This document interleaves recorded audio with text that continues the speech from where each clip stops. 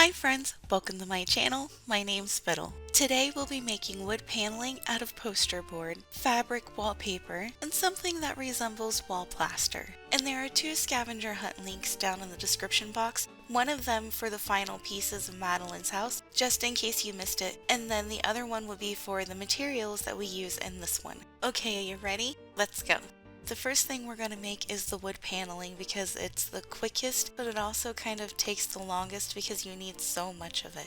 For this, you'll need some sort of poster board. The thickness really isn't as important, but if you go with a thicker poster board, you can use the pointy end of your scissors and drag it across it in straight lines, or not exactly straight lines, but in lines, to give it a texture that really shows through when we add the black wash later. And for thinner poster board like I'm using here, I did put the lines in with the scissors, but it really didn't show up. It was more of the paintbrush strokes that showed up, which either way is perfectly fine, but we do want to make sure that if you have a glossy side and a dull side, we want to be painting on the dull side. Or if it has a grayish or a brown backing, paint on the brown or gray backing side. To get the variations in brown, dip each side of your paintbrush into the different colors and then sort of blending them as you go on the poster board, going in the same direction that you want your wood grain to go. Then once it's completely dry, use a watered down black to go over the whole thing. I made myself an assembly line process just to make it go faster.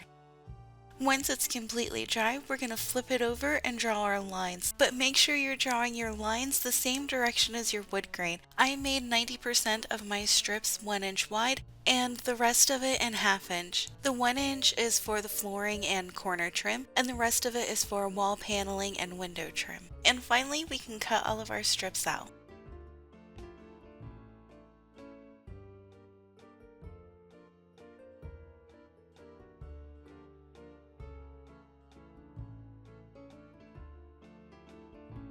Okay, and now we're ready to make our flooring. Cover your pieces that you want your wood paneling on with double-sided tape. Then peel the backing and stick your panels down as close together as you can.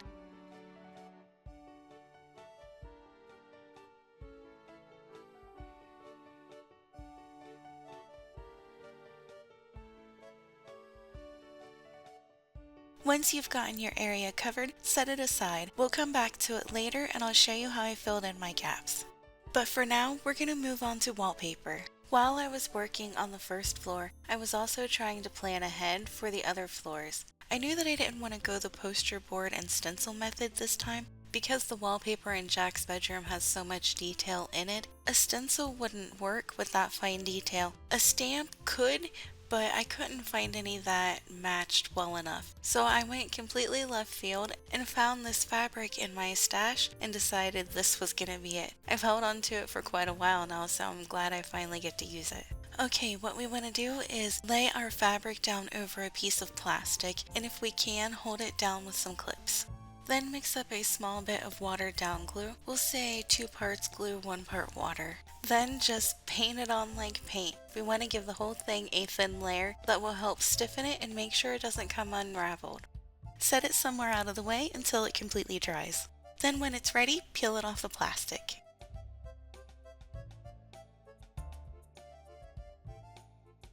If you flip it over to the other side, you'll see that it's a little bit shinier. It's up to you on which side you use. I like the dull side. Now we can trace and cut out the shapes that we need. I laid my fabric over top of the wall and used a white marker. To stick the fabric to my walls, I'm using double-sided tape. But if you would ever like a less permanent solution to wall decoration, you could always trace your wall onto a thick piece of cardstock and decorate it instead. That way you can slide it in and out and change it when you want, just for another option. I really do like how the fabric turned out. I think I'll be using it more often. And for the final type of wall, we're going to be doing a wooden plaster attic type wall. For this, you'll need your 1/2 inch wood strips as the vertical slats, then come through and put your 1 inch strips at the corners. I did it backwards and put mine in first, only because I didn't know exactly what I was doing with this area. For the plaster, the best answer is to just go buy some, and I hate to say that. However, that's not in the cards for me, and I have all of the supplies that I can make something similar. I'm mixing up a big enough batch for 2 rooms, but I tried to keep the measurements simple enough that you could size it up or down to what you need. I started with 2 heaping tablespoons of baking soda. Then I broke up all the chunks before I added anything else. Then I added 1½ scoops of cornstarch. This gives it the chalky texture, look, and feel. Mixed it together again. Then I added 2 spoons of white fine grained sand and mixed it again.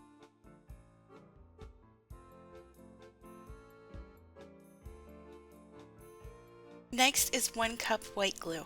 You may need to add in a little more later on, but that would depend on the consistency. Something like a thick paste. The color was a bit too bright white for what I wanted, so I added some off-white and a little bit of tan. I think if I were to do it again, I would make it a bit darker, or even wait until after I've done the plaster part and go over it with a watered down brown. Because in the end, you couldn't tell that I added this paint in at all. It still looks very bright against the dark browns.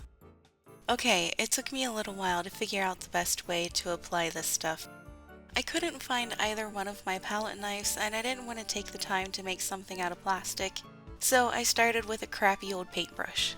And it worked fine, but I didn't like it, so I grabbed one of my black bristled paintbrushes. It reminds me of the ones that are attached to the lids of rubber cement. Those are really good for this.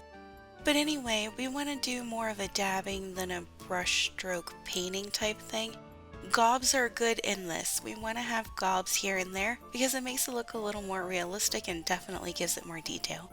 I'm not as happy with how the tower turned out as I am with the attic room.